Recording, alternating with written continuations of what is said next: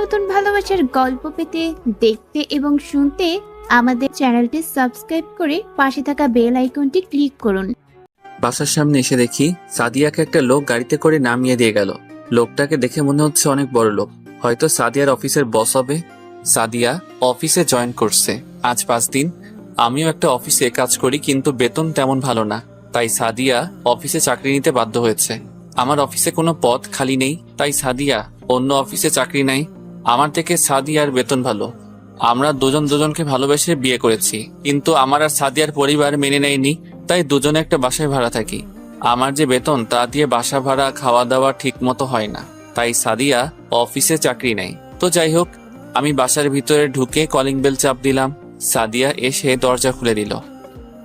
কি ব্যাপার, আজকে তোমার এত দেরি হলো কেন আসতে? অফিসে একটু কাজ ছিল, তাই আসতে লেট হয়ে গেল। ঠিক আছে, তুমি ভেতরে এসে ফ্রেশ হয়ে নাও, আমি টেবিলে খাবার দিচ্ছি। আচ্ছা, লোকটা কে ছিল? তুমি কার কথা বলছো?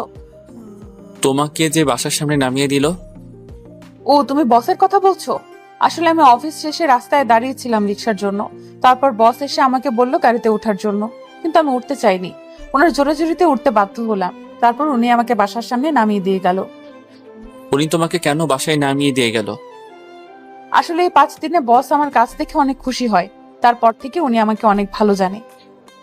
ও ঠিক আছে, আমি ফ্রেশ হয়ে আসছি, তুমি খাবার রেডি করো। ঠিক আছে, যাও। আমি রুমে এসে ওয়াশরুমে ঢুকে ফ্রেশ হয়ে খাবার খেতে চলে গেলাম। দুজনে খাবার খেয়ে রুমে চলে আসলাম। তারপর সাদিয়া আমাকে জড়িয়ে ধরে শুয়ে পড়লো। দেখতে দেখতে আরো কিছুদিন চলে গেল। এখন সাদিয়া অনেক রাত করে বাসায় আসে, আর মোবাইলে দেখি কার সাথে যেন হেসে হেসে কথা বলে। এখন আমার ঠিক মতো খেয়াল রাখে না। একদিন অফিসের একটা কাজের জন্য অন্য একটা অফিসে যাচ্ছিলাম, হঠাৎ রাস্তার পাশে একটা পার্ক চোখে পড়লো। লোকটাকে দেখে চিনে ফেললাম, কিন্তু মেয়েটার চেহারা দেখতে পাচ্ছি না। আমি রিক্সা থেকে নেমে তাদের ওখানে গেলাম। আমি একটু দূরে দাঁড়িয়ে মেয়েটার চেহারা দেখতে গেলাম, তারপর ঠিকভাবে তাকিয়ে যাকে দেখলাম তার জন্য মোটেও প্রস্তুত ছিলাম না। ঠিকই ধরেছেন, সাদিয়া। তার মানে সাদিয়া অফিসের কাজ ফেলে রেখে তার বসের সাথে ঘুরে বেড়ায়। তার মানে সাদিয়া এখন আমার নেই। আমি আর দাঁড়িয়ে না থেকে রিক্সা নিয়ে যে কাজে বেরিয়েছি সেটা করে নিজের কর্মস্থলে চলে আসলাম। অফিস ছুটি হওয়ার পর একটা রিক্সা নিয়ে বাসায় চলে আসলাম। বাসায় এসে দেখি সাদিয়া এখনো বাসায় আসে নাই। আমি চাবি দিয়ে তালা খুলে ভিতরে ঢুকলাম। প্রায় 1 ঘন্টা পর বাহিরে গাড়ির হর্ন বাজলো। আমি জানালা দিয়ে বাইরে তাকিয়ে দেখি সাদিয়া তার বসের গাড়ি থেকে নামলো। সাদিয়ার হাতে দেখি অনেকগুলো শপিং ব্যাগ। বসকে বিদায় দিয়ে সে কলিং বেল চাপ দিল। আমি গিয়ে দরজা খুলে দিলাম। তুমি কখন আসলে? আগে বলো, তোমার হাতে এগুলো কি? আসলে বস আজকে আমাকে শপিং মলে নিয়ে গিয়ে এগুলো কিনে দিছে। আমি মানা করছি, তারপরে উনি জোর করে কিনে দিছে। তাহলে তোমার হাতে এত দামি মোবাইল কোথা থেকে আসলো? তোমার হাতে তো এই মোবাইল ছিল না। এটাও আজকে উনি কিনে দিছে। আমার হাতের মোবাইলের যে অবস্থা তা দেখে বসের অনেক খারাপ লাগছে। ও, তা আজকে অফিসের সময় তুমি কোথায় ছিলে? কেন? আমি তো অফিসে ছিলাম। না, আসলে আজকে আমি তোমার অফিসের পাশ দিয়ে যাচ্ছিলাম। মনে করছি তোমার সাথে দেখা করব, পরে আর করি নাই, দেরি হয়ে যাচ্ছে তাই। আচ্ছা, তুমি কি আমাকে সন্দেহ করছো? আমি ঠিক তা বলিনি। সাদিয়া আর কোনো কথা না বলে রুমে চলে গেল। আমি ভাবতে লাগলাম, সাদিয়া এখন মিথ্যা কথা বলতে শুরু করেছে। যাকে এত বিশ্বাস করছিলাম সে এখন আমার সাথে মিথ্যা কথা বলে। রাতে দুজনে খাবার খেয়ে শুয়ে পড়লাম। হঠাৎ মাঝরাতে ঘুমটা ভেঙে গেল। পাশে দেখি সাদিয়া নেই, হয়তো ওয়াশরুমে গেছে। 30 মিনিট হয়ে গেল, সাদিয়া আসার কোনো খবর নেই। তাই আমি বিছানা থেকে উঠে ওয়াশরুমে গেলাম। দেখি সাদিয়া নেই। বেলকনি থেকে সাদিয়ার হাসা শব্দ আসছে, তাই দেখার জন্য বেলকনিতে গেলাম। গিয়ে দেখি সাদিয়া কার সাথে যেন হেসে হেসে কথা বলছে। তার মানে সাদিয়া তার বসের সাথে কথা বলছে। এমন ভাবে কথা বলছে মনে হয় প্রেমিক প্রেমিকা কথা বলছে। আমি আর দাঁড়িয়ে না থেকে রুমে এসে শুয়ে পড়লাম। প্রায় 30 মিনিট পর সাদিয়া এসে শুয়ে পড়লো।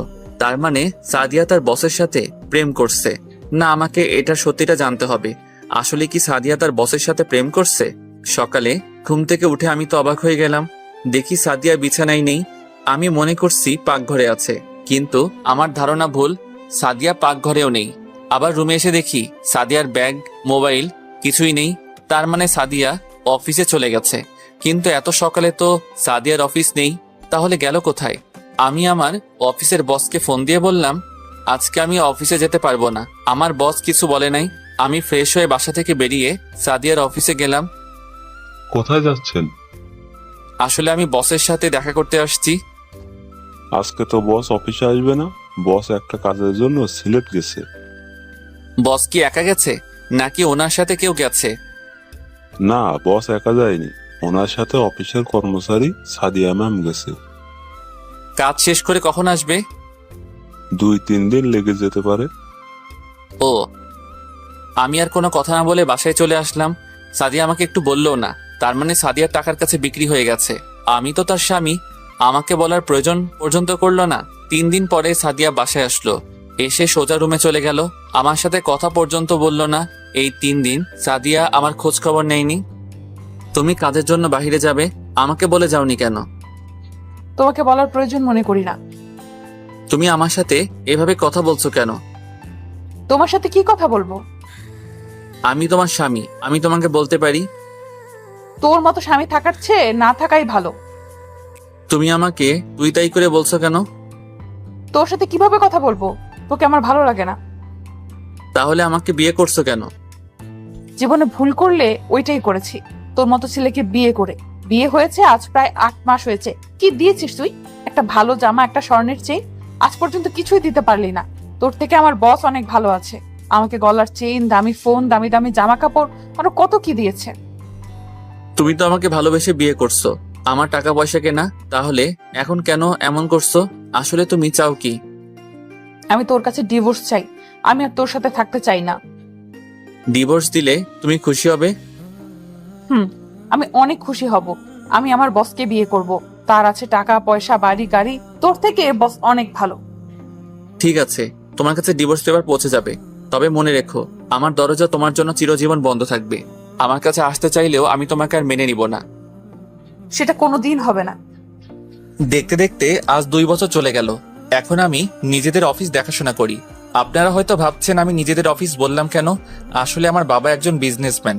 আমার পরিবারে আমি, মা বাবা আর একটা বড় বোন আছি। আর সাদিয়ার মা নেই, তার বাবা দ্বিতীয় বিয়ে করে এবং সাদিয়ার সৎ মা ভালো না। সাদিয়াকে জোর করে বিয়ে দিতে চাইছিল একটা খারাপ ছেলের কাছে। আমি সাদিয়াকে কলেজ লাইফ থেকে ভালোবাসি, তাই আমি সাদিয়াকে কাজী অফিসে বিয়ে করে বাসায় নিয়ে আসি। কিন্তু বাবা আমাদের মেনে নেয়নি, কারণ সাদিয়ারা ছিল গরিব। বাবা বলেছে আমি যদি সাদিয়াকে ভুলে যেতে পারি তাহলে আমাকে বাসায় থাকতে দিবে, আর না হলে বাড়ি থেকে বেরিয়ে যেতে বলছে। আমি আমার ভালোবাসাকে ছেড়ে দিতে পারবো না, তাই সাদিয়াকে নিয়ে বাসা থেকে বেরিয়ে আসি। তারপর একটা বাসা নিয়ে দুজনে থাকতে লাগলাম। আমার কাছে যা টাকা ছিল সব শেষ হয়ে গেছে। এভাবে তো আর চলবে না, তাই অনেক কষ্টে একটা অফিসে চাকরি নেই আমি। দেখতে দেখতে 2 মাস চলে যায়, কিন্তু আমার যে বেতন তা দিয়ে কোনো রকম চলে যায়। তাই সাদিয়া বলল সেও নাকি অফিসে চাকরি করবে। আমি আর না করলাম না, বাসায় একা একা বসে থেকে। তারপর সে একটা অফিসে চাকরি নেয়। এরপর কি হলো আপনারা তো জানেন। সাদিয়া আমাকে ছেড়ে যাওয়ার পর আমি নিজের বাসায় চলে আসি। এসে বাবা মার পায়ে পড়ে ক্ষমা চাইছি। আমার ভুল হয়ে গেছে, আমাকে তোমরা মাফ করে দাও। তারপর বাবা মা আমাকে মাফ করে দেয়। এরপর থেকে আমি নিজেদের অফিস দেখাশোনা করি। এখন আমি প্রায় সাদিয়ার কথা ভুলেই গেছি। আজকে অফিসে কিছু পদের জন্য লোক নেওয়া হবে, সবার ইন্টারভিউ আমি নিব। তাই সকালে ঘুম থেকে উঠে ফ্রেশ হয়ে নাস্তা করে গাড়ি নিয়ে অফিসে চলে গেলাম। অফিসের ভিতরে ঢোকার সাথে সাথে সবাই দাঁড়িয়ে আমাকে সালাম দিল। আমি তাদের বসতে বলে নিজের কেবিনে চলে গেলাম। চেয়ারে বসে বসে দুলাভাই তাকে ফোন দিয়ে আমার কেবিনে আসতে বললাম। আসলে দুলাভাই আমাদের অফিসে ম্যানেজারের দায়িত্ব পালন করে। কেমন আছো শালাবাবু? কেবিনে ঢুকে একটা চেয়ার টেনে বসে, এই তো ভালো আছি। সবাই কি আসছে দুলাভাই? সবাই এসে পড়েছে। তাহলে একজন একজন করে আসতে বলো। ওকে, তুমি বসো, আমি পিয়ন চাচাকে বলে দিচ্ছি। বলে রুম থেকে বেরিয়ে গেল। তারপর একজন একজন করে আসতে লাগলো। সবার শেষে একজন মেয়ে বাকি ছিল ইন্টারভিউ নেওয়ার। আমি মাথা নিচু করে একটা ফাইল দেখতেছিলাম। হঠাৎ একটা মেয়ে বলল, may I come in sir? Yes coming. মেয়েটা ভিতরে ঢুকলো। আমি তার চেহারা এখনো দেখি নাই। মেয়েটা আমার সামনে দাঁড়িয়ে রইল। বসুন আর সার্টিফিকেট গুলো দেন। এই নেন স্যার। যেই না মেয়েটার দিকে তাকিয়ে সার্টিফিকেট নিব, আমি তো মেয়েটাকে দেখে মোটেও প্রস্তুত ছিলাম না। এ আর কেউ নয়, সাদিয়া। কিন্তু সাদিয়া আগের থেকে অনেক শুকিয়ে গেছে। চেহারার কি অবস্থা করছে। সাদিয়া আমাকে দেখে বলল, রাসেল তুমি? Hello miss. রাসেল না, স্যার বলবেন। Sorry sir. তা বসকে বিয়ে করে আবার চাকরির জন্য কেন আসলেন? আমি কাউকে বিয়ে করি নাই। ও, তার মানে বস তোমাকে বিয়ে করবে বলে তোমার সাথে রাত কাটিয়ে তাড়িয়ে দিছে? তুমি সব কি বলছো রাসেল? বলছি না আমার নাম নিবেন না, শুধু স্যার বলবেন। আপনি আসতে পারেন, আপনার চাকরি হবে না। সাদিয়া চেয়ার থেকে উঠে এসে আমার পা জড়িয়ে ধরে কান্না করতে করতে বলল, স্যার, এই চাকরিটা আমার খুব দরকার, তা না হলে আমায় রাস্তায় নামতে হবে। তাহলে বসকে ছেড়ে চলে আসলেন কেন? উনি আজ 1 বছর আগে মারা যায়। এরপর ওনার ব্যবসা প্রতিষ্ঠান নিলামে বিক্রি হয়ে যায়। তারপর ওখান থেকে এসে একটা বাসা ভাড়া নিয়ে থাকি। মানুষের বাসায় কাজ নিচ্ছিলাম, কিন্তু তাদের বাসার ছেলেরা আমার শরীরের দিকে তাকিয়ে থাকে, তাই বাসা বাড়ি আর কাজ করি নাই। গার্মেন্টসে চাকরি নিছি, কিন্তু কিছুদিন আগে গার্মেন্টসে আগুন লাগে। তারপর 1 মাস বসে থাকলাম, ঠিকভাবে একবেলা ভাত পর্যন্ত খেতে পারতাম না। কিছুক্ষণ থেমে আবার বলতে লাগলো, অনেক কষ্টেই দিনটা কেটেছে। একদিন পাড়ার এক ভাই বলল, তোর পড়ালেখা আছে, তুই গিয়ে অফিসে চাকরি কর। কিন্তু আমি বললাম, অফিসে তো চাকরি করতে ঘুষ লাগে, আমি তো তাদের ঘুষ দিতে পারবো না। তখন ভাইয়া বলল, এই অফিসের বস না অনেক ভালো, উনি টাকা নিয়ে চাকরি দেয় না, উনি যোগ্যতা দেখে চাকরি দেয়। তারপর আসলাম ইন্টারভিউ দিতে। এতক্ষণ সাদিয়া কথাগুলো বলতেই চোখের পানি দিয়ে পুরো শরীর ভিজে গেছে। কেমন জানি সাদিয়ার জন্য একটু মায়া হলো, কিন্তু তাকে আরো কষ্ট দিতে হবে। আমি যতটুকু কষ্ট পেয়েছি তার থেকে ওকে আরো বেশি কষ্ট পেতে হবে। আপনাকে আমি চাকরি দিতে পারি, তবে আমার কিছু শর্ত আছে। কি শর্ত বলুন? আমি আপনার সব শর্তে রাজি আছি। আমার এখানে চাকরি করতে হলে আমার কথা মতো চলতে হবে। আমি যখন যা বলবো আপনাকে তাই করতে হবে। অফিসে কারোর সাথে বসে গল্প করা যাবে না। সঠিক টাইমে অফিসে আসতে হবে। ঠিক টাইমে অফিসে আসতে না পারলে বেতন থেকে টাকা কেটে নেওয়া হবে। যদি এসব কিছু অমান্য করেন তাহলে আপনাকে 20 লক্ষ টাকা জরিমানা এবং থানায় ঢুকিয়ে দেওয়া হবে। এবার বলুন, আপনি রাজি? আমি আপনার সব শর্তে রাজি আছি। তাহলে এখানে একটা সই করুন। বলা তো যায় না কোন সময় কথা ঘুরিয়ে নেন। তারপর সাদিয়া সই করে দিল। ঠিক আছে, আপনাকে বেতন দেওয়া হবে 20,000 টাকা করে। এবার আপনি বাসায় চলে যান। কালকে ঠিক টাইমে অফিসে চলে আসবেন, আর অফিস টাইম কিন্তু 9টায়, কথাটা মনে রাখবেন। সাদিয়া মাথা নিচু করে অফিস থেকে বেরিয়ে গেল। তার মানে সাদিয়া এখনো বিয়ে করেনি। নিশ্চয়ই তার বস তাকে ভালোবাসে নাই, ভালোবেসেছে তার শরীরকে। এখন টাকা কোথায় গেল? টাকার জন্য আমাকে ছেড়ে চলে গেছো? আমি তাকে আর কখনো মেনে নিব না। যেই মেয়ে বিয়ের পরে স্বামীকে রেখে অন্য লোকের সাথে প্রেম ভালোবাসা করতে পারে, সেই মেয়েকে কখনো ভালোবাসা যায় না। হঠাৎ পিছন থেকে কে যেন জড়িয়ে ধরলো। আমি তাকিয়ে দেখি রিয়া। এই রিয়া, কি করছো? ছাড়ো, কেউ দেখে ফেলবে। এটা অফিস, কখন কে চলে আসে। তুমি আজকে সকালে আমাকে ফোন দাও নাই কেন? আসলে অফিসের কিছু পদের জন্য লোক নিয়েছিলাম, তাই তোমাকে ফোন দিতে পারি নাই। ঠিক আছে চলো, এখন তো দুপুর হয়ে গেছে, বাইরে গিয়ে দুজনে লাঞ্চ করবো। ঠিক আছে চলো। তারপর দুজনে অফিস থেকে বাইরে এসে গাড়ি নিয়ে একটা রেস্টুরেন্টের সামনে গাড়ি থামালাম। গাড়ি থেকে নেমে দুজনে রেস্টুরেন্টে ঢুকলাম। দুজনে খাবার খেয়ে আবার অফিসে চলে আসলাম। রিয়া কিছুক্ষণ থেকে বাসায় চলে গেল। এবার আপনাদের বলি, রিয়া আমাকে ভালোবাসে, কিন্তু আমি তাকে ভালোবাসি না। সত্যি কথা বলতে কি, সাদিয়াকে আমি এখনো ভুলতে পারি নাই। তার জন্য প্রতিদিন রাতে কান্না করি। আজকে তাকে দেখে অনেক খুশি হয়েছি, কিন্তু আগের কথাগুলো মনে পড়তেই রাগ উঠে গেল। বাবা মা রিয়াকে পছন্দ করে রেখেছে আমার জন্য, আমি তো না করে দিছি, কিন্তু রিয়া পাগলামি শুরু করে দিছে। আমি যদি তাকে বিয়ে না করি তাহলে সে আত্মহত্যা করবে। তারপর রিয়াকে আমি বলছি তাকে আমি 6 মাস পরে বিয়ে করব। রিয়াও আমার কথায় রাজি হয়ে গেল, কিন্তু হুটহাট করে সবার সামনে জড়িয়ে ধরে। এটা আমার কাছে ভালো লাগে না। তো যাই হোক, অফিসের কাজ শেষ করে বাইরে এসে গাড়ি নিয়ে বাসায় যেতে লাগলাম। হঠাৎ রাস্তার পাশে চোখ পড়লো। দেখি সাদিয়া রাস্তার পাশে ভ্যান গাড়ি থেকে বাচ্চাদের জন্য জামা কাপড় কিনতে আসে। কিনা শেষ হলে হাঁটতে হাঁটতে কোথায় যেন যেতে লাগলো। আমি তাকে ফলো করে যেতে লাগলাম। যেতে যেতে দেখি সাদিয়া একটা বাসায় ঢুকে গেল। আমি গাড়িটা এক জায়গায় রেখে বাসার পিছন দিকে চলে গেলাম, কারণ বাসাটা ছিল একতলা। পিছন দিকে গিয়ে জানালা দিয়ে ভিতরে তাকিয়ে আমি মোটেও প্রস্তুত ছিলাম না। জানালা দিয়ে তাকিয়ে দেখি সাদিয়া একটা বাচ্চা ছেলেকে বুকে দুধ খাওয়াচ্ছে। তার মানে সাদিয়া অন্য একটা বিয়ে করছে, নাকি তার বসের সাথে অবৈধ সম্পর্ক করার পর বাচ্চা হয়েছে। হতেও পারে যে মেয়ে আমার সাথে মিথ্যা কথা বলতে পারে, সে মেয়ে এসব করবে না, তার কি প্রমাণ আছে? আমি আর না তাকিয়ে গাড়ি নিয়ে বাসায় চলে আসলাম। কলিং বেল চাপ দেওয়ার পর আম্মু এসে দরজা খুলে দিল। কিরে, এতক্ষণ কোথায় ছিলি? তোর দুলাভাই বললো তুই নাকি অনেকক্ষণ আগে অফিস থেকে বেরিয়েছিস। একটু বন্ধুদের সাথে দেখা করতে গেছি, অনেকদিন হলো তাদের সাথে আড্ডা দেই না, তাই গেলাম। ঠিক আছে, রুমে গিয়ে ফ্রেশ হয়ে আয়, আমি টেবিলে খাবার দিচ্ছি। ঠিক আছে আম্মু। বলে নিজের রুমে চলে আসলাম। এসে ফ্রেশ হয়ে সবার সাথে খাবার খেয়ে রুমে চলে আসলাম। পরের দিন সকালে ঘুম থেকে উঠে ফ্রেশ হয়ে নাস্তা করে গাড়ি নিয়ে অফিসে চলে গেলাম। অফিসের ভিতরে ঢুকে দেখি সাদিয়া চলে এসেছে। তাকে দেখে মনে হচ্ছে অনেক দৌড় দিয়ে অফিসে এসেছে, কারণ তার পুরো শরীর ঘামে ভিজে গেছে। আমি আমার কেবিনে আসার সময় সাদিয়াকে বললাম আমার কেবিনে আসার জন্য। কিছুক্ষণ পর সাদিয়া অনুমতি নিয়ে কেবিনে আসলো। মিস সাদিয়া, দাঁড়িয়ে কেন, বসুন। না স্যার, আমি এভাবেই ঠিক আছি। আমি বলছি না বসার জন্য? জি স্যার।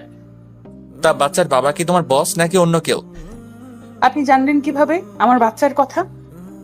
জেনেছি একভাবে, আমি যেটা বলছি সেটার উত্তর দেন। ওর বাবা নেই, আমার নিজের দোষে তার বাবা আমাকে ছেড়ে চলে যায়। কেন চলে যায় তা কি জানতে পারি? সেটা আমি বলতে পারবো না।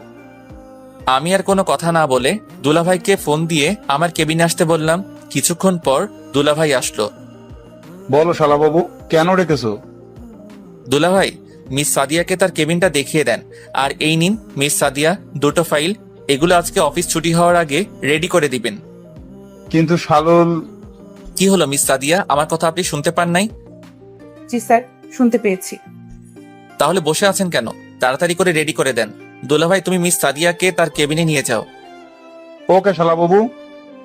তারপর সাদিয়াকে দুলাভাই সাথে করে নিয়ে গেল। হঠাৎ ফোনটা বেজে উঠল। তাকিয়ে দেখি রিয়া ফোন দিয়েছে। এই মেয়েটার জ্বালায় ও আর বাঁচলাম না। বলো। কি করে আমার জানটা? অফিসে বসে কাজ করছি। ঠিক আছে, তাহলে তুমি কাজ করো, লাঞ্চের টাইমে ফোন দিবে। ঠিক আছে, বাই। ওকে বাই জান, লাভ ইউ টু। বলে ফোন কেটে দিল। তারপর বসে বসে অফিসের কাজ করতে লাগলাম। আসলে আমি সাদিয়াকে যে 2টা ফাইল দিলাম, ওই 2টো ফাইল 2 দিন লাগবে রেডি করতে। দুলাভাই ফাইল দুটো দেখে কিছু বলতে যাবে, তার আগে আমি দুলাভাইয়ের কথা বন্ধ করে দিলাম। কাজ করতে করতে দুপুরের লাঞ্চের টাইম হয়ে গেছে, তাই ভাবছি বাহির থেকে খেয়ে আসবো। যেই ভাবা সেই কাজ। কেবিন থেকে বেরিয়ে সাদিয়ার দিকে তাকিয়ে আমি অবাক হলাম। দেখি সাদিয়া পুরো ঘেমে গেছে। অফিসে এসি চালু, তারপরও সে ঘেমে গেছে।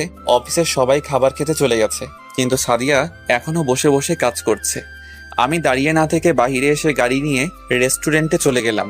খাবার খেয়ে অফিসে এসে দেখি সাদিয়া এখনো কাজ করতে আছে। চেহারা পুরো শুকিয়ে গেছে। আমি মনে মনে বলতে লাগলাম, এখন কেমন লাগছে মিস সাদিয়া?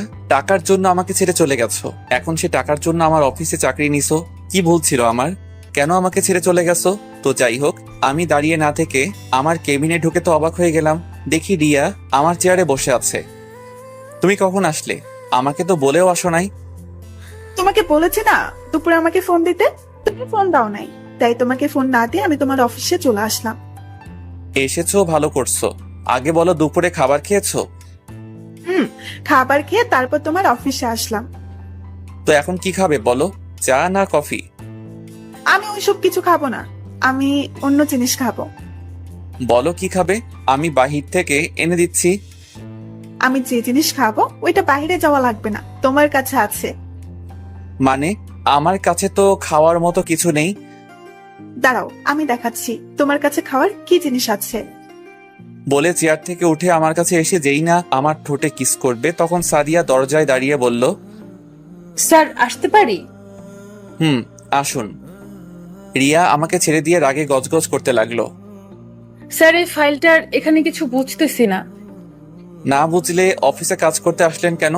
আপনি আগে অফিসে চাকরি করছেন, তো এখন বুঝেন না কেন?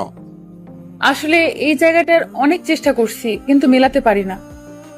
ঠিক আছে, আপনি ফাইলটা রেখে অন্য ফাইলটার কাজ করুন। ঠিক আছে স্যার। বলে সাদিয়া যেই না সামনে পা বাড়াবে, হঠাৎ সে মাটিতে পড়ে গেল। আমি আর রিয়া তাকে ধরে সোফায় শুয়ে দিলাম। তারপর ডাক্তারকে ফোন দিলাম। কিছুক্ষণ পর ডাক্তার এসে সাদিয়াকে দেখতে লাগলো। দেখা শেষ হলে আমি ডাক্তারকে বললাম, ডাক্তার কি হয়েছে ওর? আসলে ঠিক মতন খাওয়া দাওয়া না করার কারণে মাথা ঘুরে পড়ে যায় আর বেশি চিন্তায় থাকে। নিয়মিত খাওয়া দাওয়া এবং শরীরের যত্ন নিলে সব ঠিক হয়ে যাবে। ঠিক আছে ডাক্তার, তো এখন কি করব? আমি কিছু ওষুধ লিখে দিচ্ছি, ওগুলো নিয়মিত খেলে ঠিক হয়ে যাবে। আর বলবেন চিন্তা বেশি যেন না করে। ঠিক আছে ডাক্তার, আমি ওকে সব বলে দিব।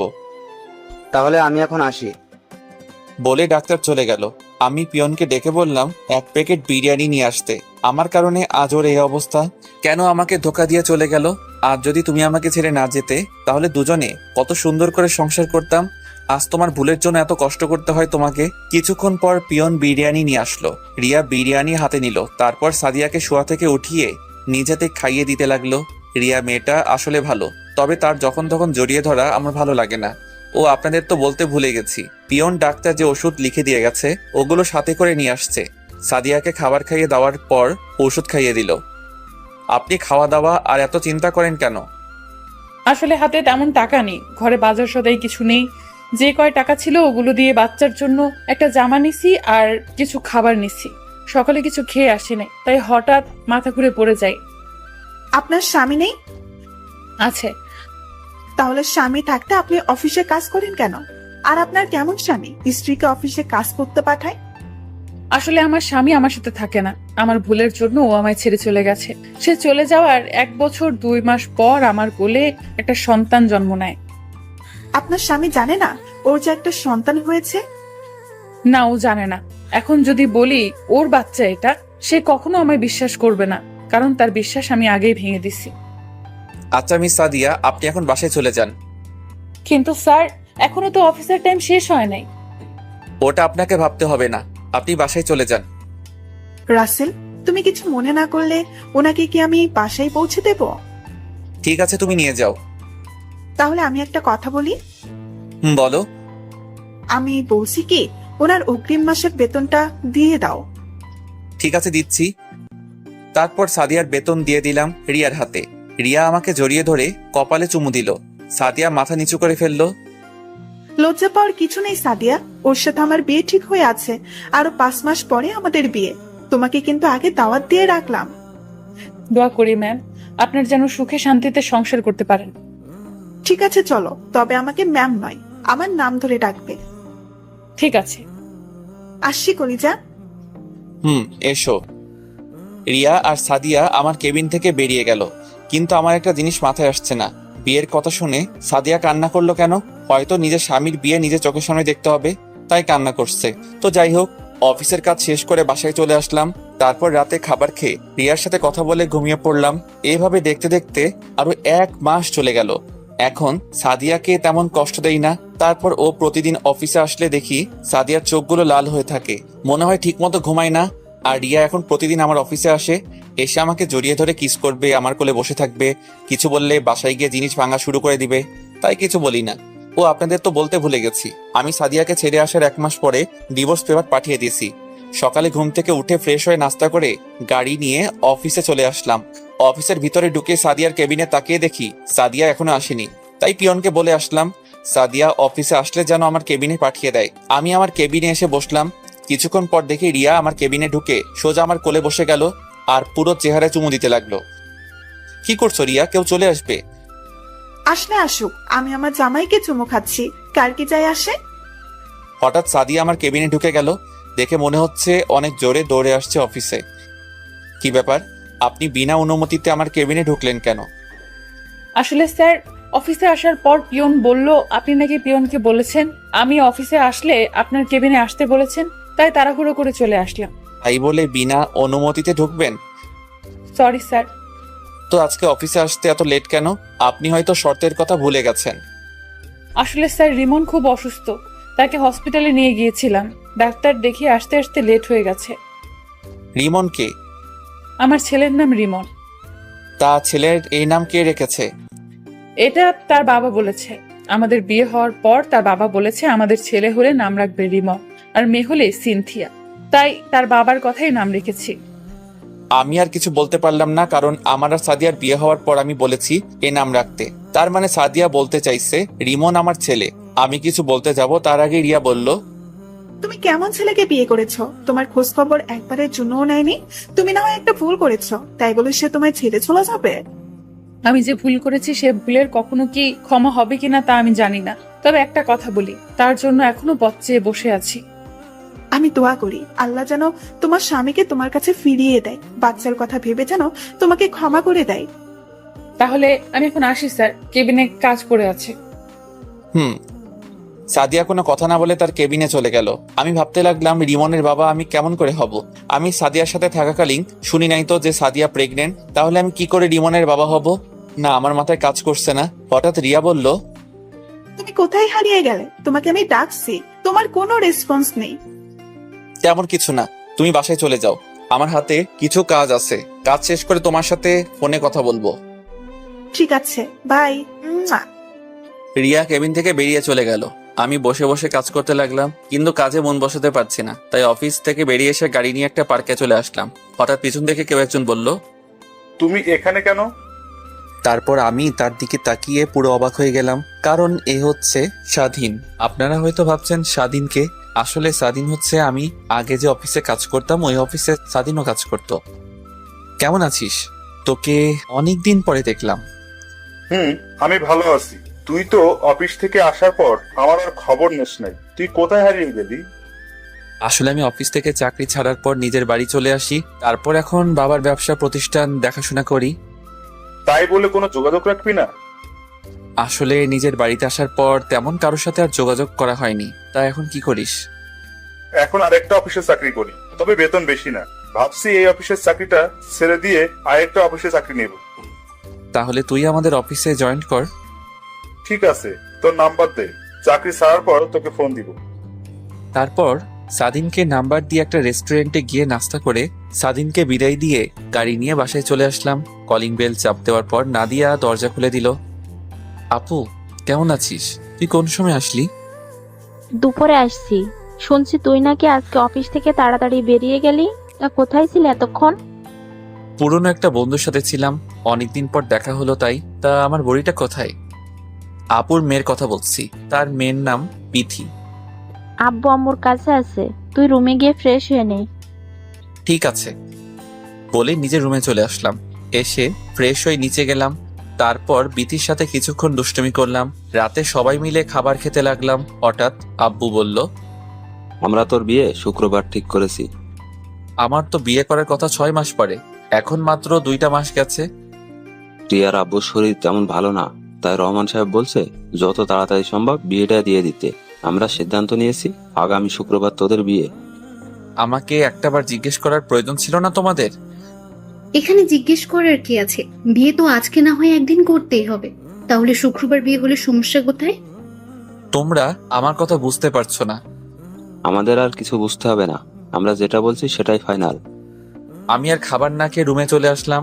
আমাকে একটাবার জিজ্ঞেস করার প্রয়োজন করলো না, কিন্তু আমি তো এখনো সাদিয়াকে মন থেকে মুছে ফেলতে পারছি না। কি করব কিছুই মাথায় ঢুকছে না। হঠাৎ মোবাইল ফোনটা বেজে উঠলো। মোবাইলের দিকে তাকিয়ে দেখি রিয়া ফোন দিয়েছে। ফোন ধরার পর রিয়া বলল, কি করে আমার জামাইটা? তুমি কি কিছু শুনেছো? শুনেছি, আগামী শুক্রবার আমাদের বিয়ে। আমি তো অনেক খুশি, তোমাকে সারা জীবনের জন্য পেতে যাচ্ছি। তোমাকে আমি কি বলেছিলাম? আমরা 6 মাস পর বিয়ে করব। আর এখন তুমি রাজি হলে কেন? বাবার শরীরটা তেমন ভালো নেই, কোন সময় কি হয়ে যায়, তাই বাবার ইচ্ছে আমার বিয়েটা যেন দিয়ে যেতে পারে। এখানে আমি আর না করি নাই। তুমি কি খুশি হও নাই? ঠিক তা না, আমি এত তাড়াতাড়ি বিয়ে করতে যাচ্ছি না। কোনোভাবেই কি বিয়েটা আটকানো যায় না? না, আমি আর তোমাকে ছেড়ে থাকতে পারছি না। এই বিয়ে আমি আটকাতে পারবো না। তাহলে আর কি করার? বলে ফোন কেটে দিয়ে ভাবতে লাগলাম, সাদিয়ার কথাগুলো ভাবতে লাগলাম। রিমন কি সত্যি আমার ছেলে নাকি অন্য কারো? সাদিয়ার চেহারা দেখে বোঝা যাচ্ছে সে মিথ্যা কথা বলছে না। আমি আর কিছু ভাবতে পারছি না। সকালে ঘুম থেকে উঠে ফ্রেশ হয়ে রেডি হয়ে নিচে নামলাম। দেখি সবাই টেবিলে আমার জন্য অপেক্ষা করছে। আমি কোনো কথা না বলে বেরিয়ে আসতেই আব্বু বলল, কোথায় যাচ্ছিস? অফিসে যাচ্ছি। নাস্তা করবি না? বাহির থেকে খেয়ে নিব। ঠিক আছে যাও, আর অফিসের সবাইকে বিয়ের দাওয়াত দিয়ে দিবে, আর অফিস 3 দিন বন্ধ দিয়ে দিবে। আর কোনো কথা না বলে বাহিরে এসে গাড়ি নিয়ে অফিসে যেতে লাগলাম। না জানি সাদিয়া আমার বিয়ের কথা শুনলে কি করবে। অনেক ভেবেছি, আর না, আমি রিয়াকে বিয়ে করব। সাদিয়া যদি টাকার জন্য আমাকে ছেড়ে অন্য কাউকে বিয়ে করতে পারে, তাহলে আমি কেন রিয়াকে বিয়ে করতে পারবো না? তারপর একটা রেস্টুরেন্টে ঢুকে নাস্তা করে অফিসে চলে গেলাম। সবাই আমাকে দেখে দাঁড়িয়ে গেল। সাদিয়ার দিকে তাকিয়ে দেখি আজকেও সাদিয়ার চোখ লাল হয়ে আছে। আমি তার থেকে চোখটা সরিয়ে নিজের কেবিনে চলে আসলাম। তারপর দুলাভাইকে ফোন দিয়ে বললাম সবাইকে হলরুমে নিয়ে যেতে। কিছুক্ষণ পর দুলাভাই আমার কেবিনে আসলো। শালাবাবু, সবাইকে হল রুমে নিয়ে গেলাম, এবার তুমি আসতে পারো। ঠিক আছে দুলাভাই, আপনি যান, আমি আসতেছি।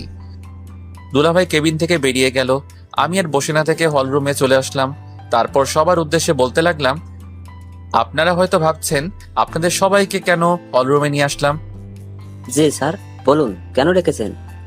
আসলে আগামী শুক্রবার আমার বিয়ে, তাই বিয়ে উপলক্ষে 3 দিন অফিস বন্ধ থাকবে। আর সবাইকে আমার বিয়ের দাওয়াত রইল, সবাই আমাদের বাসায় চলে আসবেন। সবাই আমাকে অভিনন্দন জানালো। সাদিয়ার দিকে তাকিয়ে দেখি মাথা নিচু করে আছে, হয়তো কান্না করছে। সবাই বেরিয়ে গেল। আমি সাদিয়াকে বললাম, মিস সাদিয়া, আপনি কিন্তু অবশ্যই আসবেন, আর রিয়াকে বউ সাজানোর দায়িত্ব কিন্তু আপনার। ঠিক আছে স্যার, আমি চেষ্টা করব যাওয়ার জন্য। চেষ্টা না, আপনাকে আসতে হবে ঠিক আছে স্যার। বলে দৌড়ে হলরুম থেকে বেরিয়ে গেল। অনেক কষ্ট হচ্ছে তাই না?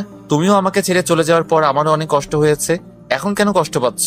টাকাওয়ালা দেখে চলে গেছো, এখন সে টাকার জন্য নিজের স্বামীর অফিসে চাকরি করছো। তোমাকে তো আমি মন থেকে ভালোবেসেছি, তাহলে কেন আমাকে ছেড়ে চলে গেলে? হলরুম থেকে বেরিয়ে নিজের কেবিনে চলে গেলাম। আসার সময় দেখলাম সাদিয়া মাথা নিচু করে বসে আছে। দেখতে দেখতে একদিন চলে গেল। আজ আমার গায়ে হলুদ। মার্কেট থেকে কিছু কেনাকাটা করে বাসার ভিতরে ঢুকতেই দারোয়ান আমাকে ডাক দিল। আমি গাড়ি পার্কিং করে দারোয়ান চাচার কাছে আসলাম। কেন ডেকেছো চাচা? রাসেল বাবাজি, একটা মেয়ে এসে খামটা তোমাকে দিতে বলল। তুমি মেয়েটাকে চিনতে পেরেছো? নাম টাম কিছু জিজ্ঞাসা করছো? না বাবা, আমি এসব কিছু জিজ্ঞেস করতেই পারিনি, তার আগেই মেয়েটা চলে গেল। আচ্ছা ঠিক আছে, আমি রুমে গেলাম বলে বাসার ভিতরে চলে আসলাম। তখন আম্মু বলল, কিরে, কোথায় গিয়েছিলি? আম্মু, কিছু মার্কেট করতে গিয়েছিলাম। ঠিক আছে, ফ্রেশ হয়ে রেডি হয়ে আয়, কখন মেহেদি লাগাবো? সবাই তোর জন্য বসে আছে। ঠিক আছে আম্মু, আমি রেডি হয়ে আসতেছি বলে নিজের রুমে চলে আসলাম। রুমে এসে মার্কেটগুলো আর খামটা বিছানায় রাখলাম। তারপর ওয়াশরুমে ঢুকে ফ্রেশ হয়ে রেডি হতে লাগলাম। হঠাৎ খামটার দিকে চোখ পড়লো। ওপর দিয়ে কিছুই লেখা নেই, কেন জানি মন বলছে খামটা খুলে দেখতে। তাই বিছানায় বসে খামটা খুলে দেখি একটা চিঠি। তারপর আমি চিঠিটা পড়তে লাগলাম। প্রিয় স্বামী, হয়তো ভাবছো তোমাকে স্বামী বললাম কেন, কারণ তুমি এখনো আমার স্বামী। কারণ আমি তোমার ডিভোর্স পেপারে সাইন করি নাই। তোমাকে আজ সব সত্যি কথা খুলে বলছি। সামনাসামনি বললে হয়তো তুমি আমাকে বিশ্বাস করতে না, তাই চিঠি লিখে দিলাম। আমি যখন অফিসে চাকরিতে ঢুকি, তার কিছুদিন পর আমি হঠাৎ অফিসে মাথা ঘুরে পড়ে যাই। তখন অফিসের বস, যাকে তুমি খারাপ বলছো, আমি বলি ওনার মতো ভালো মানুষ হয় না। ওই দিন মাথা ঘুরে পড়ে যাওয়ার সময় বস তার গাড়িতে করে হসপিটালে নিয়ে আসে। তারপর আমাকে কিছু পরীক্ষা করে। পরীক্ষা করার পর ডাক্তার বলল 7 দিন পরে আসতে। তখন বলতে পারবে আমার কি হয়েছে।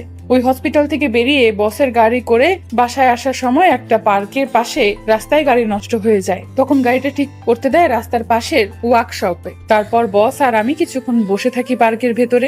গাড়ি ঠিক করার পর গাড়ি নিয়ে বস একটা শপিং মলে চলে যায়। তারপর জোর করে আমাকে মার্কেট করে দেয়, সাথে একটা মোবাইল। তুমি হয়তো ভাবছো বস এগুলো আমাকে কেন দিল। আসলে বস আমার কাজ দেখে এগুলো আমাকে দিয়েছে। তারপর 7 দিন পর যখন বস সহ হসপিটালে গিয়ে রিপোর্ট আনতে যাই, তখন ডাক্তার আমাকে কিছু বলছে না, শুধু মাথা নিচু করে আছে। তারপর জোরাজোরি করতে লাগলাম। তারপর ডাক্তার যেটা বলল সেটা শোনার জন্য মোটেও প্রস্তুত ছিলাম না। ডাক্তার বলল আমার মাথায় নাকি একটা টিউমার হয়েছে, আর টিউমারটা এমন জায়গায় হয়েছে এটা নাকি অপারেশন করতে পারবে না। আমি আর দুনিয়ার সামান্য দিনের অতিথি, আর আমি কখনো মা হতে পারবো না। এটা শুনে আমি অনেকটা ভেঙে পড়লাম। তারপর ডিসিশন নিলাম তোমার সাথে আমি খারাপ হয়ে যাব, তাই আমি তোমার খেয়াল রাখা ছেড়ে দিলাম। মাঝরাতে মোবাইল কানে নিয়ে এমনি হেসে হেসে কথা বলতাম, যাতে তুমি আমাকে সন্দেহ করো। সেদিন রাতে বস ফোন দিয়ে বলল সিলেটে নাকি বিদেশ থেকে ডাক্তার এসেছে, সকালে ভোরে ভোরে রওনা দিবে। একবার ওনাকে দেখাই, দেখি উনি কি বলে। আমি না করেছিলাম। তারপর ওনার জোরাজোরিতে সকালে ঘুম থেকে তোমাকে না বলেই বসের সাথে সিলেটে চলে গেলাম। সিলেটে গিয়ে বিদেশ থেকে আসার ডাক্তারের কাছে দেখালাম। উনি আমাকে দেখে বলল আমার অপারেশন করতে পারবে, তবে বাঁচার সম্ভাবনা 10%। তারপর বস বলল অপারেশন করবে। তারপর ডাক্তার 7 দিন পর যেতে বলল। এরপর ঢাকায় এসে তোমার সাথে ওই কথাগুলো বলি, আমি অপারেশন করলে আমি বাঁচবো না, তাই তুমি যেন আমাকে ভুল বুঝে চলে যাও এবং নতুন জীবন শুরু করো। এই কারণে তোমার কাছে আমি খারাপ হয়েছি। সত্যিটা বললে তুমি আমার জন্য চিন্তা করতে, আমি তা চাই না। এর কয়েকদিন পর আবার সিলেটে চলে গেলাম। আমার অপারেশন হইতে সব খরচ বস চালিয়েছে। সিলেটে যাওয়ার 5 দিন পর আমার অপারেশন করে। আল্লাহর রহমতে আমার 2 দিন পর জ্ঞান ফিরে আসে। সেদিন আমি বেঁচে যাই। আমার সুস্থ হতে প্রায় 2 মাস লেগে গেছে। তারপর ঢাকায় এসে তোমাকে অনেক খুঁজেছি, কিন্তু তোমাকে পাইনি। তোমার বাসায় যেতে চেয়েছিলাম, কিন্তু পরে মনে পড়লো তোমার বাবা তো আমার কারণে তোমাকে ঘর থেকে বের করে দিয়েছে, তাই তোমার ভালোর জন্য আর তোমার বাসায় যাইনি। এখন তুমি বলবে তাহলে বাচ্চা কোথা থেকে আসলো? আসলে এই বাচ্চা আমার না, আমি তোমার কাছে মিথ্যা বলেছি। এই বাচ্চার বাবা হচ্ছে আমার অফিসের বস। বসের স্ত্রী রিমনকে জন্ম দিয়ে মারা যায়। তারপর সে বাচ্চা আমি লালন পালন করি। তার কিছুদিন পরই বস মারা যায়। আসলে বস তার বউকে অনেক ভালোবাসতো। তার বউয়ের চিন্তায় সেও স্ট্রোক করে মারা যায়। তারপর আমি রিমনকে লালন পালন করি। একটা খালার বাসায় থেকে অনেক জায়গায় চাকরি ইন্টারভিউ দিছি, কিন্তু কোথাও চাকরি হয় নাই। তারপর খালার সাথে বাসায় বাড়িতে কাজ নেই। তারপর কি হলো তুমি তো জানো। তারপর যখন অফিসে ইন্টারভিউ দিতে যাই তখন তোমাকে দেখতে পাবো আমি কল্পনাও করতে পারিনি। মন চাইছে তোমাকে জড়িয়ে ধরি, কিন্তু অতীতের কথা মনে পড়েই আর ধরি নাই। প্রথম দিন দেখি একটা মেয়ে তোমার কেবিনে ঢুকলো। তখন পাশের একটা ছেলে জিজ্ঞেস করলাম মেয়েটাকে। তখন সে যেটা বললো আমার পায়ের নিচ থেকে মাটি সরে গেল। ও বলেছে তোমার আর রিয়ার বিয়ে ঠিক হয়ে আছে। আমি মনে করেছি তোমাকে যখন পেয়েছি তাহলে আবার আপন করে নিব, সব সত্যি বলে দিব। কিন্তু যতবার তোমার কাছে যাব ততবার রিয়া অফিসে চলে আসে। এর কিছুদিন পর যখন তুমি বললে তোমার বিয়ে, আমি তখন কি করব ভেবে পাচ্ছি না। তখন সিদ্ধান্ত নিলাম আমি আর এখানে থাকবো না, অনেক দূরে রিমনকে নিয়ে চলে যাব। আমি নিজের চোখে তোমার বিয়ে দেখতে পারবো না, তাই অনেক দূরে চলে গেলাম। আমাকে খুঁজেও পাবে না। তুমি রিয়াকে নিয়ে সংসার করো। আমি দোয়া করি আল্লাহ যেন তোমাদের দুজনকে সারা জীবন একসাথে রাখে। এটি তোমার হতভাগা স্ত্রী। আমি পুরো পড়ে চোখের পানি ফেলতে ফেলতে জামা কাপড় ভিজিয়ে ফেলেছি। এ আমি কি করলাম? একটা নির্দোষ মেয়েকে খারাপ বললাম? আমি কি করে পারলাম এমনটা করতে? আমি কোনোরকম চোখের পানি মুছে একটা জামা গায়ে দিয়ে বাসা থেকে বেরিয়ে গাড়ি নিয়ে সাদিয়া যেখানে থাকতো সেই বাসায় গেলাম। কিন্তু গিয়ে দেখি বাসায় তালা মারা। সাদিয়াকে খুঁজতে লাগলাম পুরো শহরে। হঠাৎ একটা ট্রাক এসে আমার গাড়িটাই মেরে দিল। আমার গাড়িটা একটা গাছের সাথে বাড়ি খায়। তারপর আর আমার কিছু মনে নেই। দেখতে দেখতে 3 বছর চলে গেল। আপনারা হয়তো ভাবছেন এই 3 বছরে কি হলো। আসলে আমি অ্যাক্সিডেন্ট হওয়ার পর 2 বছর কোমায় ছিলাম। আমার মাথায় অনেক জোরে আঘাত লাগে। 2 বছর পর যখন কোমা থেকে ফিরিয়ে আসি, তারপর এই বছর ধরে সাদিয়াকে খুঁজতে লাগলাম। অনেক জায়গায় খুঁজেছি সাদিয়াকে, কিন্তু কোথাও পাইনি। কোমা থেকে আসার পর 6 মাস খুঁজেছি। তারপর থেকে অফিস দেখাশোনা করি, অফিসের ফাঁকে ফাঁকে বিভিন্ন জায়গায় খুঁজতে বের হই। এখন আপনারা বলবেন রিয়ার কি হলো। আসলে রিয়া 2টা বছর আমার সেবা যত্ন করেছে। মেয়েটা আমাকে সত্যি অনেক ভালোবাসে, কিন্তু আমি সাদিয়াকে ছাড়া কিছু ভাবতে পারছি না। বাবা মা অনেকবার বলেছে রিয়াকে বিয়ে করতে, আর রিয়াও জেনে গেছে সাদিয়া আর আমার সম্পর্কের কথা। তো যাই হোক, বিকালে অফিস শেষে বাসায় চলে আসলাম। গাড়ি পার্কিং করে দরজায় কলিং বেল চাপ দিলাম। রিয়া এসে দরজা খুলে দিল। আসলে রিয়া এখন আমাদের বাড়িতে থাকে, আগের মতো আর পাগলামি করে না। কি ব্যাপার, আজকে তুমি এত তাড়াতাড়ি আসলে যে? আজকে আর সাদিয়াকে খুঁজতে গেলাম না, তাই বাসায় চলে আসলাম। না জানি সাদিয়া আপু কোথায় আছে, কিভাবে আছে, কি করছে কে জানে। প্রতিদিন নামাজ পড়ে দোয়া করি আল্লাহ যেন তোমার সাদিয়াকে ফিরিয়ে দেয়। রিয়া, তুমি তো আমার সবকিছু জেনে গেছো, তারপরও কেন এখানে পড়ে আছো? আমার এই মনে শুধু সাদিয়া থাকবে। আমি অন্য কাউকে এই মনে জায়গা দিতে পারবো না। আমি তোমাকে অনেক ভালোবাসি রাসেল, তোমাকে না দেখে থাকতে পারবো না। তোমাকে নাই পেলাম, তবে তোমাদের বাড়ি থেকে যেতে বলো না, আমি না হয় কাজের মেয়ে হয়ে থাকবো। এ তুমি কি বলছো? তুমি এ বাড়িতে সারা জীবন থাকো, কোনো সমস্যা নেই, তবে তোমার তো একটা ভবিষ্যৎ আছে। কতদিন এভাবে পড়ে থাকবে? তুমি যেমন সাদিয়াকে তোমার মনে জায়গা দিয়েছো, তেমন আমার এই মনে তোমাকে জায়গা দিয়েছি। আমি তোমাকে ছেড়ে অন্য কোথাও থাকতে পারবো না। তুমি আমাকে বিয়ে করে কখনো সুখী হতে পারবে না। আমি বলি তুমি অন্য কাউকে বিয়ে করো। আমি আর কখনো বিয়ে করব না। যদি বিয়ে করতে হয় তোমাকে করব, আর না হয় চিরকুমারী থাকবো। রিয়া, এসব পাগলামি করো না। সহজ সরল মানুষগুলো আঘাত পেতে পেতে একদিন ঠিকই পরিবর্তন হয়ে যায়। সুখের আকাশটা আজ রাতের মতো কালো, সাজানো স্বপ্নগুলো হয়ে গেল এলোমেলো। ঠিক আছে, আমি রুমে যাচ্ছি। আব্বু আম্মু কোথায়? ওনারা রুমে আছে, তুমি গিয়ে ফ্রেশ হয়ে নাও। রুমে এসে ফ্রেশ হয়ে নিলাম। রাতে খাবার খেতে গেলাম, তখন আব্বু বলল, কত আর এভাবে সাদিয়াকে খুঁজবি? আমি বলি কি, তুই রিয়াকে বিয়ে করে নে। আজ 3টা বছর কেটে গেছে, এখনো সাদিয়াকে পাস নাই। তুই বাবা আর না করিস না। মেয়েটা তোর জন্য 3টে বছর অনেক কষ্ট করেছে, আমাদের অনেক খেয়াল রেখেছে। তুই রাজি হয়ে যা বাবা। ঠিক আছে, আমাকে কিছুদিন সময় দাও, আমি ভেবেচিন্তে বলছি। বলে খাবার খেয়ে রুমে চলে আসলাম। এভাবে দেখতে দেখতে আরো 10 দিন চলে গেল। হঠাৎ অফিসের একটা কাজের জন্য সিলেটে যেতে হবে, যশোর যেতে হবে। যশোরের কথা শুনে আমার একটা কথা মনে পড়ে গেল। সাদিয়া বলেছে তার এক বান্ধবী যশোর থাকে।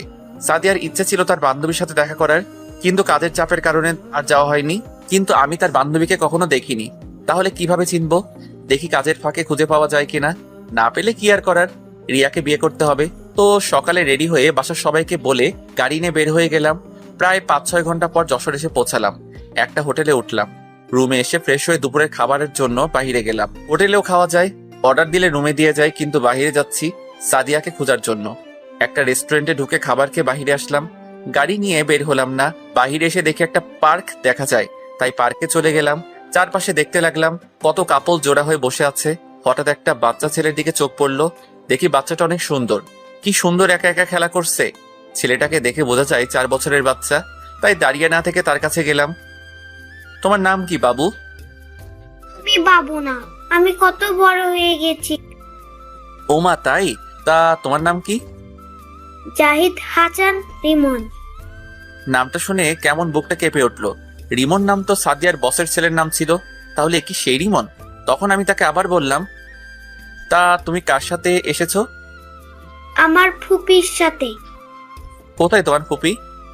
ফুপি আমার জন্য আইসক্রিম আনতে গেছে। ও, তোমার আম্মু কোথায়? ও পিছে গেছে। হঠাৎ পিছন থেকে একটা মেয়ে বলল, এই নাও রিমন তোমার আইসক্রিম। ফুপি তুমি এসেছো, দাও আমার আইসক্রিম। মেয়েটা রিমনকে আইসক্রিম দিল।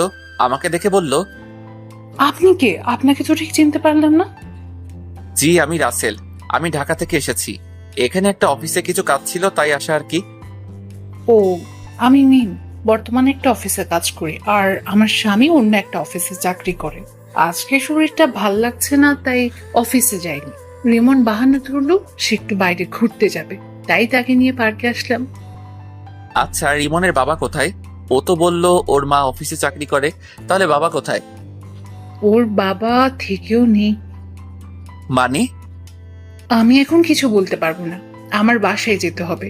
রিমনের মা আর আমার স্বামী অফিস থেকে আসার সময় হয়ে গেছে, আপনাকে অন্য এক সময় বলবো। আর কোনো কথা না বলে মিমে রিমনকে নিয়ে চলে গেল। আমার কেমন জানি মনে হচ্ছে এই সেই রিমন। আর কিছু না ভেবে হোটেলে চলে আসলাম। পরের দিন সকালে ঘুম থেকে উঠে ফ্রেশ হয়ে বাইরে এসে গাড়ি নিয়ে যে অফিসে কাজের জন্য আসলাম সেই অফিসে চলে গেলাম। অফিসের ভিতরে ঢুকে পিয়নকে বললাম, বসের কেবিন কোনটা?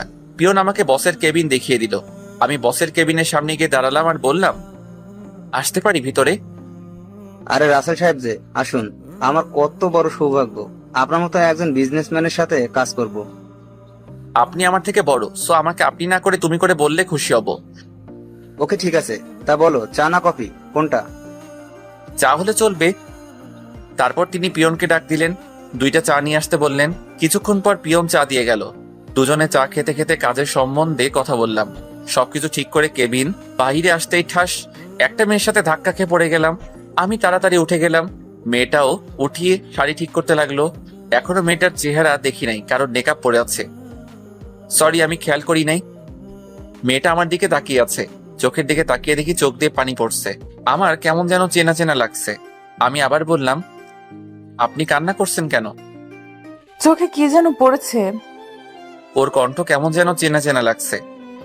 ও আচ্ছা, আপনি অফিসে মেকআপ পরে থাকেন সব সময়? আমার এই চেহারা শুধু আমার স্বামী ছাড়া আর কেউ দেখতে পারবে না। আপনার স্বামী কোথায়? আর আপনার নাম কি? আমার মৃত্যু, আমার স্বামী আর এটা বিয়ে করছে, সে আমার সাথে থাকে না। আপনি? আমি রাসেল, একটা কাজের জন্য এই অফিসে আসা। আপনার বউ বাচ্চা তারা? আমার বউ আমার ভালোর জন্য আমাকে ছেড়ে চলে গেছে। তারপর আপনি বিয়ে করছেন না? আমার জীবনে সাদিয়া ছাড়া অন্য কেউ আসবে না। ওকে আজ একটা বছর ধরে খুঁজেছি, কিন্তু কোথাও পাইনি। আপনার বউ আপনাকে ছেড়ে গেছে আজ 1 বছর হয়েছে? না, আজ 3 বছর। তাহলে 2 বছর কি হয়েছে আপনার? তাহলে শুনুন। তারপর সবকিছু খুলে বললাম। দেখি মেয়েটা বারবার চোখের পানি মুছতে আসছে। আপনি কান্না করছেন কেন? আপনার কথাগুলো শুনে। আচ্ছা, পরে কথা বলবো, আমি এখন যাই। এখন কোথায় যাবেন? এখানে একটা হোটেলে উঠেছি, কাজ শেষ হলে ঢাকায় ফিরে যাব। ও আচ্ছা, ঠিক আছে, যান। আমি আর কোনো কথা না বলে হোটেলে চলে গেলাম। তারপর ফ্রেশ হয়ে দুপুরের খাবার খেয়ে একটা ঘুম দিলাম।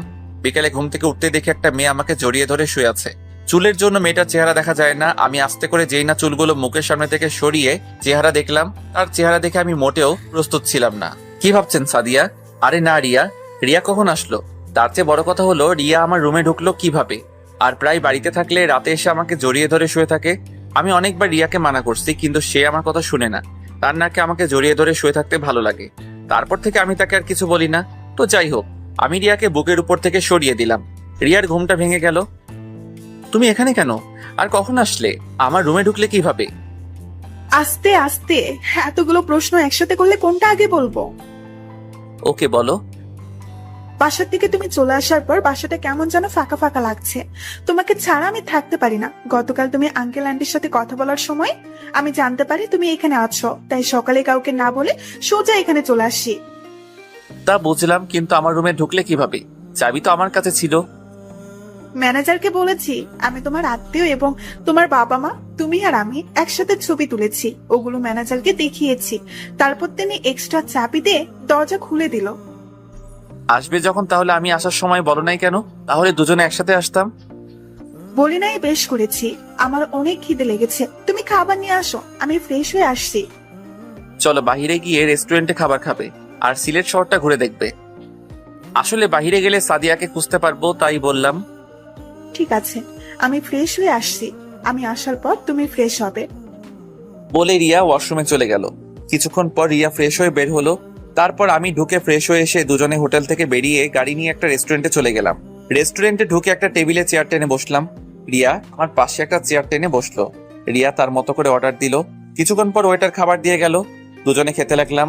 হঠাৎ একটা টেবিলে চোখ পড়লো। দেখি অফিসের সেই মেয়েটা আমার দিকে তাকিয়ে আছে।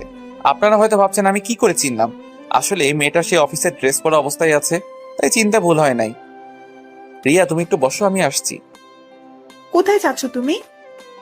এসে বলবো। বলে মেয়েটার কাছে চলে আসলাম। আমিও না খালি মেয়ে করছি। সকালে নাম বলছি, এখনই ভুলে গেছি। কি যেন নাম? ও মনে পড়ছে, মিতু। আমি মিতুর সামনে গিয়ে বললাম, আপনি এখানে কারোর জন্য অপেক্ষা করছেন নাকি? না, আসলে আমার এক বান্ধবী আসবে, তার জন্য অপেক্ষা করছি। আপনি এখানে? এখানে খাবার খাওয়ার জন্য এসেছি, সাথে আমার বাবার বন্ধুর মেয়ে রিয়া বাসা থেকে কাউকে না বলে এখানে চলে এসেছে, তাই তাকে সাথে করে নিয়ে আসলাম। সরি রে সাদিয়া, আসতে লেট হয়ে গেছে। না, সমস্যা নেই বস। আপনি এখানে? আমি এখানে খাবার খাওয়ার জন্য এসেছি, কিন্তু ওনার নাম মিতু।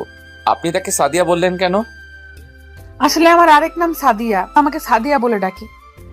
ওনার সাথে গতকাল পার্কে দেখা হয়েছে, ওখান থেকে চিনি। ও আচ্ছা মিম, রিমন কোথায়? ওকে তো দেখছি না। আসলে ও বাসায় মিমের জামাইয়ের সাথে আছে। আর রিমনকে আপনি চিনেন কিভাবে? গতকাল মিমের সাথে ছিল। তোকে বলছি না রিমনকে নিয়ে বের হতে না? আমার কি দোষ? তোর ছেলে বলেছে আইসক্রিম খাবে, তাই নিয়ে এসেছে। তাহলে রিমন আপনার ছেলে? রিমন আমার ছেলে। তাহলে ওর বাবা কোথায়? আই মিন আপনার স্বামী কোথায়? আমার স্বামী নেই, ওর ভালোর জন্য ওকে ছেড়ে দিয়েছি। কেন? সেটা আমি বলতে পারবো না। ঠিক আছে, ভালো থাকবেন। মিম চল, দেরি হলে রিমন কান্না করবে। ঠিক আছে চল, আর আপনি ভালো থাকবেন। আপনার সাথে কথা বলে অনেক ভালো লেগেছে। আপনারাও ভালো থাকবেন। মিতু আর মিম রেস্টুরেন্ট থেকে বেরিয়ে গেল। আমার কেন জানি মনে হচ্ছে মিতু আমার কাছে কিছু লুকাচ্ছে। কে এই মিতু? আবার তার নাম সাদিয়াও বললো। আমি চিন্তায় পড়ে গেলাম, এই মিতু কি আমার সাদিয়া? আমি তার চেহারা দেখতে হবে। আপনারা হয়তো বলবেন আমি তার কণ্ঠ শুনে বুঝতে পারলাম না কেন। আসলে তার কণ্ঠ সাদিয়ার মতো লাগছে না, তাই চিনতে পারছি না। আর কোনো কিছু না ভেবে রিয়ার কাছে চলে গেলাম। ওরা কে? আর এতক্ষণ কি কথা বলছো? তেমন কোনো কথা বলি নাই। ওই মেয়েটার সাথে সকালে যে অফিসে কাজের জন্য আসছিলাম, ওখানে কথা হয়েছে, তাই জিজ্ঞেস করতে গেলাম এখানে কি করছো। ও আর কোনো কথা না বলে খাবার খেয়ে রেস্টুরেন্ট থেকে বেরিয়ে গাড়ি নিয়ে হোটেলে চলে আসলাম। পরের দিন শুক্রবার ছিল। সকালে ঘুম থেকে উঠে ফ্রেশ হয়ে বাহিরে চলে আসলাম হাঁটার জন্য। রিয়া এখনো ঘুমিয়ে আছে। আপনারা এখন বলবেন রাতে রিয়া কোথায় ঘুমাইছে? রিয়া আর আমি এক খাটে ঘুমিয়েছি, কিন্তু মাঝখানে কোলবালিশ দিয়ে। রিয়া রাতে কোলবালিশ সরিয়ে আমাকে জড়িয়ে ধরে শুয়েছিল। আমি তাকে বলছি আরেকটা রুম নেওয়ার জন্য, কিন্তু সে একা ঘুমাবে না। তো যাই হোক, হাঁটতে হাঁটতে হঠাৎ দেখি রিমন একটা বাসার সামনে বল নিয়ে খেলছে, তাই আমি তার কাছে গেলাম। রিমন আমাকে দেখে বলল, কেমন আছেন? আমি ভালো আছি, তুমি কেমন আছো? আমি ভালো আছি আঙ্কেল। তুমি এখানে একা একা খেলা করছো কেন? আর এটা কার বাসা? এটা আমাদের বাসা, আমরা এই বাসায় থাকি। তোমার আম্মু আর ফুপি কোথায়? তারা বাসার ভিতরে আছে, চলুন আমার সাথে। আজকে যাব না, অন্য একদিন যাব। আমি কোনো কথা শুনবো না, আপনি আমার সাথে ভিতরেই যাবেন। রিমনের জোড়াজড়িতে বাসার ভিতরে ঢুকলাম। রিমন আমাকে সোফায় বসিয়ে ভিতরে চলে গেল। আমি বাসার ভিতরে সবকিছু দেখতে লাগলাম। হঠাৎ কে যেন পিছন থেকে বলল, কে আপনি? আর বাসার ভিতরে কেন আসলেন? তারপর আমি তার দিকে তাকিয়ে যাকে দেখলাম তার জন্য মোটেও প্রস্তুত ছিলাম না। আমি দৌড়ে গিয়ে তাকে জড়িয়ে ধরলাম আর পুরো চেহারায় চুমু খেতে লাগলাম। আপনারা কি ভাবছেন সাদিয়া? ঠিকই ধরেছেন, এ আর কেউ নয়, সাদিয়া। আমি কান্না করে দিলাম আর বলতে লাগলাম, সাদিয়া তুমি এতদিন কোথায় ছিলে? আমি তোমাকে অনেক খুঁজেছি কিন্তু কোথাও পাইনি। তুমি আমাকে সত্যিটা বললে না কেন? তুমি জানো না আমি তোমাকে অনেক ভালোবাসি। আমি তোমাকে সত্যিটা বলতে চেয়েছি, কিন্তু যখন শুনলাম তোমার আর রিয়ার বিয়ে, তখন আমি অনেক কষ্ট পেয়েছি। তারপর একটা চিঠি লিখে তোমাদের দারোয়ানের কাছে দিয়ে আমার বান্ধবী মিমের কাছে চলে আসলাম, আর এখানে এসে একটা অফিসে চাকরি নিছি। তাহলে তুমি আমার কাছে পরিচয় লুকিয়ে রেখেছো কেন? আমি মনে করছি তুমি আমাকে ভুলে গেছো, কিন্তু অফিসে তোমার কথা শুনে বুঝলাম তুমি আমাকে এখনো ভালোবাসো। তোমাকে জড়িয়ে ধরতে ইচ্ছে হয়েছে, কিন্তু অফিসে থাকার কারণে তাই আর জড়িয়ে ধরলাম না।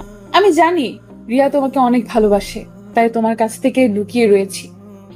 তুমি ভাবলে কি করে তোমাকে ছাড়া আমি রিয়াকে ভালোবাসবো? আমার এই মনে শুধু সাদিয়া ছাড়া অন্য কেউ আসতে পারবে না। আম্মু, তুমি আঙ্কেলকে জড়িয়ে ধরেছো কেন? আমি সাদিয়াকে ছেড়ে রিমনকে কোলে নিয়ে কপালে চুমু দিয়ে বললাম, আমি তোমার আঙ্কেল না, আমি তোমার বাবা। আজ থেকে আমাকে বাবা বলে ডাকবে। কিন্তু আম্মু তো বললো আবার বাবা নেই। তোমার আম্মু মিথ্যা কথা বলেছে। তুমি এখান থেকে চলে যাও, তুমি রিয়াকে বিয়ে করো, দেখবে তুমি অনেক সুখী হবে। মেয়েটা তোমার জন্য অনেক কষ্ট করেছে। বউ থাকতে আমি অন্য কাউকে বিয়ে করব, এটা তুমি ভাবলে কি করে? আমি কাউকে বিয়ে করতে পারবো না। আমি তোমাকে নিয়ে আবার সংসার শুরু করব। কিন্তু তোমার বাবা মা আমাকে আর রিমনকে কখনো মেনে নেবে না।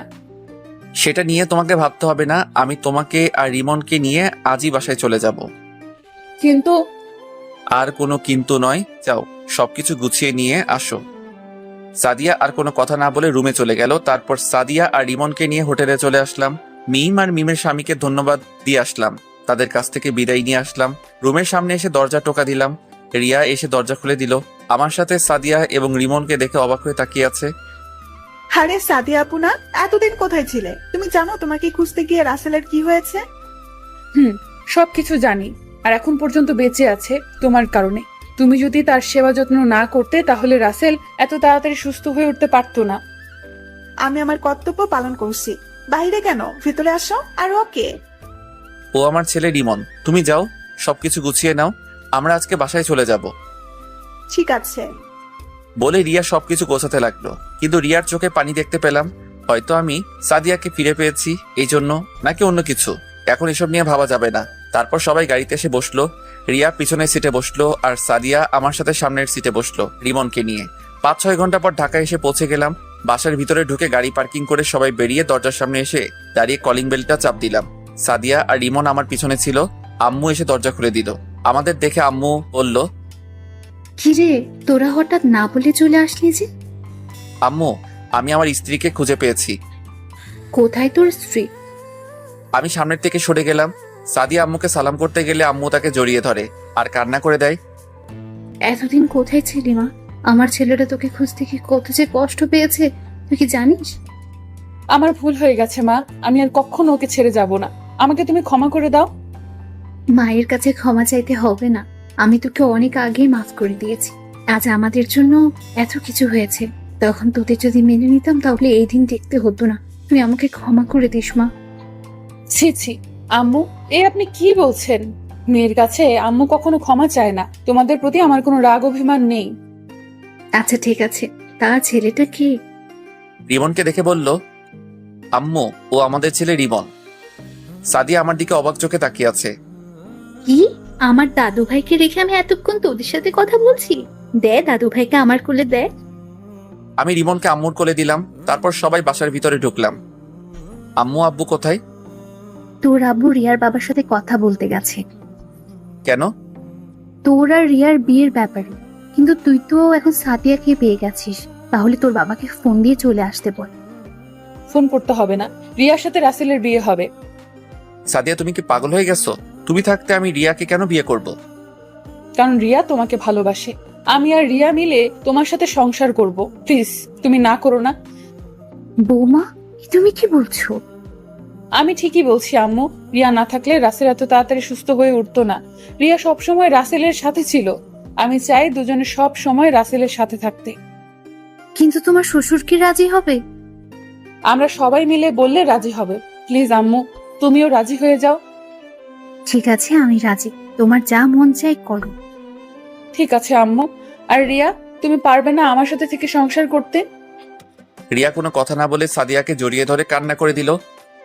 আমি পারবো আপু। এই তো লক্ষ্মী মেয়ে। আরো কিছুক্ষণ কথা বলে আমি আর সাদিয়া নিজের রুমে চলে আসলাম। রিমনকে আম্মু সাথে করে নিয়ে গেল। তারপর ফ্রেশ হয়ে খাবার খেয়ে রুমে চলে আসলাম। সন্ধ্যায় আব্বু বাসায় আসলো। কিছুক্ষণ পর আম্মু এসে ডেকে গেছে। আমি আর সাদিয়া একসাথে নিচে আব্বুর সামনে গেলাম। সাদিয়া আব্বুর পা ধরে সালাম করলো। সাদিয়া মা, তুমি আমাকে ক্ষমা করে দিও। আমার জন্য আজ তোমাদের এই অবস্থা হয়েছে। এ কি বলছেন আব্বু? বাবা হয়ে কখনো মেয়ের কাছে ক্ষমা চাইতে হয় না। ঠিক আছে মা, কিন্তু তুমি তোমার শাশুড়িকে বলছো, এটা কি ঠিক হবে? বাইরের মানুষ কি বলবে? তাদের কথায় আমাদের কিচ্ছু আসে যায় না। আপনি সব কিছু ঠিক করেন। আমি রিয়াকে সাথে নিয়ে রাসেলের সাথে সংসার করতে রাজি আছি। ঠিক আছে মা, তাহলে আগামীকাল ছোট অনুষ্ঠান করে তোমাদের বিয়ে দিব। ঠিক আছে আব্বু, আপনি যা মনে করেন। দেখতে দেখতে আমাদের বিয়ে হয়ে গেল। রিয়ার পরিবার প্রথমে একটু অপ্রস্তুত ছিল, কিন্তু রিয়ার চোখের পানি দেখে আর না করতে পারে নাই। সাদিয়াকে আবার বিয়ে করলাম। দুই বউ রুমে বসে আছে। আমি রুমে ঢুকে দরজা লাগিয়েছিলাম। বাহ বাহ, দুই বউ খাটের উপর ঘোমটা দিয়ে বসে আছে। রিমন আব্বু আম্মুর সাথে ঘুমিয়ে পড়েছে। আমাকে দেখে দুই বউ খাট থেকে নেমে আমার পা ধরে সালাম করলো। আমি দুজনকে জড়িয়ে ধরলাম। তারপর দুই বউ আর আমি উজু করে এসে 2 রাকাত নফল নামাজ আদায় করলাম। সাদিয়া আর রিয়া খাটে গিয়ে বসলো। আমিও খাটে গিয়ে বসলাম। আগে সাদিয়ার ঘোমটা তুললাম। সাদিয়াকে অনেক সুন্দর লাগছে। এবার রিয়ার ঘোমটা তুললাম। বাহ, যেন একটা পরী। আমি তাদের দুজনের দিকে তাকিয়ে দেখতে লাগলাম। সাদিয়া আর রিয়া যেটা করলো তার জন্য মোটেও প্রস্তুত ছিলাম না। দুজনে আমাকে খাটে ফেলে দিয়ে পুরো শরীরে কিস করতে লাগলো। ভাই, জীবনে বাচ্চা থাকলে দুজনকে কখনো বিয়ে করবেন না। এভাবে কি খালি তাকিয়ে থাকবে? বাসর করবে না? তোমরা দুজন একসাথে আমার যে অবস্থা করলে, আমার বাসর করা মিটে গেছে। তোমরা আমাকে ছেড়ে দাও। তুমি বললে তো আর হবে না, আমাদের একটা বাংলাদেশ টিম লাগবে। তাহলে তো আমাকে অনেক পরিশ্রম করতে হবে। করতে হলে করবে। ঠিক বলছো, এখন আমাদের আদর করো। আমি পারবো না, আমি এখন ঘুমাবো। এটা বললে তো আর হবে না, তোমার কাজ শুরু করে দাও। তারপর আর কি, দুজনকে খাটে ফেলে দিয়ে আমার কাজ শুরু করে দিলাম। আরে ভাই, আর সামনে দেখতে হবে না, বিয়ে করে দেখে নিবেন আমি কি করছি। সকালে ঘুম থেকে উঠে দেখি দুজনে আমাকে জড়িয়ে ধরে শুয়ে আছে। দুজনকে দেখতে একদম পরীর মতো লাগছে। হঠাৎ রিয়ার পেটের উপর দেখি কিছু নেই। আমি রিয়ার পেটের উপর হাত বোলাতে লাগলাম। রিয়া কেঁপে উঠলো। রিয়া আমাকে আরো শক্ত করে জড়িয়ে ধরলো। রিয়া জড়িয়ে ধরার সাথে সাথে সাদিয়াও আমাকে জড়িয়ে ধরলো। হাই হাই, আমি কি করব? তাই সকালবেলা আরেকবার করে ফেললাম। কি করলাম তা আমি বলতে পারবো না, আমার শরম করে। আমি কিন্তু গল্পে লুচ্চা হতে পারি, কিন্তু বাস্তবে অনেক ভালো ছেলে। আমার সাথে প্রেম করতে পারো, কিন্তু আমি করব না। সকালে একসাথে 3 জনে ওয়াশরুমে ঢুকে ফ্রেশ হয়ে নিচে গেলাম। দেখে আব্বু আম্মু নিজ হাতে নাস্তা খাইয়ে দিচ্ছে। সাদিয়া গিয়ে রিমনকে কোলে নিয়ে কপালে চুমু দিল। তুমি আমাকে রাতে তোমার কাছে নিলে না কেন? জানো না আমি তোমাকে ছাড়া ঘুমাইতে পারি না। তুমি তোমার দাদা দাদির রুমে ঘুমিয়ে গেছো, তাই তোমাকে আর নিয়ে যাইনি বাবা। ঠিক আছে, থেকে আমাকে তোমার সাথে ঘুমাইতে নিয়ে যাবে। ঠিক আছে বাবা, এখন থেকে তুমি তোমার আম্মুর সাথে ঘুমাবে। এভাবে দেখতে দেখতে 2 বছর চলে গেল। আমি এখন অফিস দেখাশোনা করতে ব্যস্ত থাকি, আর সাদিয়া আমার সাথে অফিস দেখাশোনা করে। রিয়া বাসায় মা বাবা আর রিমনের খেয়াল রাখে, আর রিয়া এখন প্রেগনেন্ট। অফিসে বসে কাজ করতে আসি, হঠাৎ আম্মু ফোন দিল। হ্যালো আম্মু, বলো। তুই আর সাথিয়া এক্ষুনি হাসপাতালে চলে আয়। রিয়ার ব্যথা উঠেছে, তাই তোর বাবা আর আমি রিয়াকে হাসপাতালে নিয়ে এসেছি। ঠিক আছে আম্মু, আমি আর সাদিয়া এখনই আসতেছি। ফোনটা কেটে সাদিয়াকে কল দিয়ে বললাম আমার কেবিনে আসতে। কিছুক্ষণ পর সাদিয়া আমার কেবিনে আসলো। বলো, কেন ডেকেছো? আমাদের এখন হাসপাতালে যেতে হবে। কেন, কার কি হয়েছে? রিয়ার ব্যথা উঠেছে, তাকে নিয়ে আব্বু আম্মু হাসপাতালে নিয়ে গেছে। ঠিক আছে, চলো। তারপর দুলাভাইকে সব বুঝিয়ে দিয়ে আমি আর সাদিয়া অফিস থেকে বেরিয়ে গাড়ি নিয়ে হাসপাতালে চলে গেলাম। ভিতরে ঢুকে দেখি আম্মু আব্বু বাহিরে দাঁড়িয়ে আছে, আর সাথে রিবনও আছে। কি হয়েছে আম্মু, রিয়া কোথায়? ডাক্তার রিয়াকে ভেতরে নিয়ে গেছে, এখনো বের হয়নি ডাক্তার। কিন্তু রিয়া তো ডেলিভারি ডেট আরো দেরি আছে, এত তাড়াতাড়ি ব্যথা ওঠার কারণ কি? আসলে রিয়া সকালে সিঁড়ি দিয়ে নামতে গিয়ে পড়ে গেছে, পড়ে অনেক ব্যথা পাই, তাই আমি অ্যাম্বুলেন্স ফোন দিয়ে নিয়ে আসি, তারপর তাকে হাসপাতালে নিয়ে আসি। কিন্তু রিয়া উপর থেকে কেন নিচে নামতে গেল? তাকে দেখাশোনা করতে তো বাসায় লোক ছিল। সেটা তো আমি বলতে পারবো না। হঠাৎ ডাক্তার কেবিন থেকে বেরিয়ে আসলো। ডাক্তার, রিয়ার এখন কি অবস্থা? দেখুন, আমরা অনেক চেষ্টা করছি, কিন্তু কিন্তু কি ডাক্তার? আমরা অনেক চেষ্টা করতেছি। আপনার স্ত্রীর আগে একটা কিডনি নষ্ট ছিল, এখন দ্বিতীয় যেটা ছিল সেটা দিয়ে এতদিন বেঁচে ছিল। আমাদের পক্ষে আপনার স্ত্রীকে বাঁচানো সম্ভব না, আমরা আপনার মেয়েকে বাঁচাতে সম্ভব হয়েছি। কিন্তু রিয়া তো আমাদের কিছু বলে নাই। সেটা আমি বলতে পারবো না। আপনারা সাদিয়াকে দুজনকে রিয়া ভিতরে যেতে বললো। আমি আর দাঁড়িয়ে না থেকে ভিতরে চলে গেলাম। আমার সাথে সাদিয়াও ঢুকলো। ভিতরে ঢুকে দেখি রিয়া চোখ দুটো বন্ধ করে শুয়ে আছে, তার পাশে আমার মেয়েটা শুয়ে আছে আর কান্না করছে। সাদিয়া গিয়ে মেয়েটাকে কোলে নিল, তারপর সে কান্না করে বন্ধ করে দিল। আমি গিয়ে রিয়ার হাতে হাত ধরলাম। রিয়া চোখ খুলে দেখে আমি আর সাদিয়া। সাদিয়া দাঁড়িয়ে কান্না করে চোখের পানি দিয়ে পুরো জামা ভিজে ফেলছে। আব্বু আম্মু তো এ কথা শুনে নিচে বসে কান্না করা শুরু করে দিচ্ছে। আমার চোখ দিয়ে পানি পড়তে লাগলো। রিয়া হাতের ইশারায় সাদিয়াকে আমার পাশে আসতে বলল। সাদিয়া আমার পাশে আসার পর রিয়া বলল, তোমরা আমার উপর রাগ করে আছো তাই না? তুমি কেন আমাদের কাছে এ কথা লুকালে রিয়া? আমরা কি তোমাদের চিকিৎসা করাতে পারতাম না? আমি নিজেও বলতে পারবো না।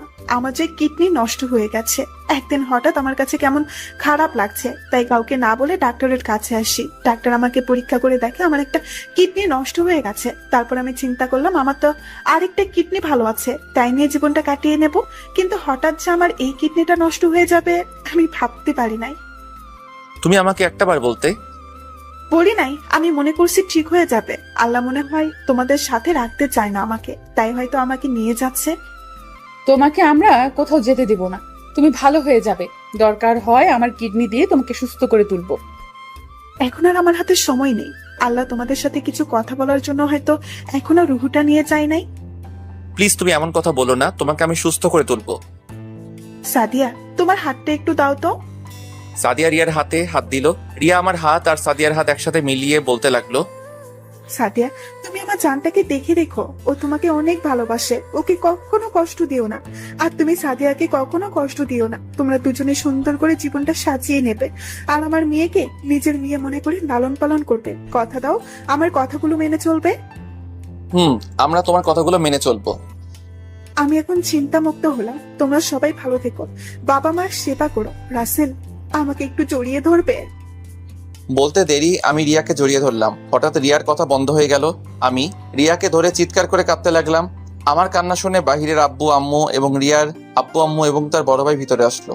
সবাই কান্না করতে লাগলো। তারপর রিয়ার মরা দেহটা নিয়ে বাসায় চলে আসলাম। পরে জানাজা সম্পন্ন করে বাসার পাশে দাফন করা হলো। পুরো বাসা কেমন যেন পাকা পাকা লাগছে। আমি রুমে বসে নীরবে কান্না করতে লাগলাম। হঠাৎ সাদিয়া আমার মেয়েটাকে এনে আমার কাছে দিল, কি সুন্দর একটা পরীর মতো। আমি মেয়েটার কপালে চুমু দিয়ে বুকে জড়িয়ে ধরে কান্না করে দিলাম। এভাবে দেখতে দেখতে 2 মাস চলে গেল। এখন সব আগের মতো সবকিছু স্বাভাবিক হয়ে আছে। আমার মেয়ের নাম রাখা হয়েছে সিনথিয়া। সাদিয়া সিনথিয়া নিজের মেয়ের মতো লালন পালন করে। আর ইমনকে একটা স্কুলে ভর্তি করিয়ে দিচ্ছি। দুলাভাই এখন নিজের ব্যবসা দিচ্ছে, আপুকে নিয়ে তারা নতুন একটা ব্যবসা কিনছে, ওটাই থাকে। এখন আমি অফিসের কাজে ব্যস্ত থাকি, সাদিয়া বাসার কাজ সামলাতে ব্যস্ত থাকে। আপনারা হয়তো জানেন সাদিয়া কখনো মা হতে পারবে না, তো সবাই আমাদের জন্য দোয়া করবেন, আমরা যেন সুখে শান্তিতে বসবাস করতে পারি। আপনারা ভালো থাকবেন, সুস্থ থাকবেন। আজকের মতো বিদায় নিচ্ছি, ধন্যবাদ।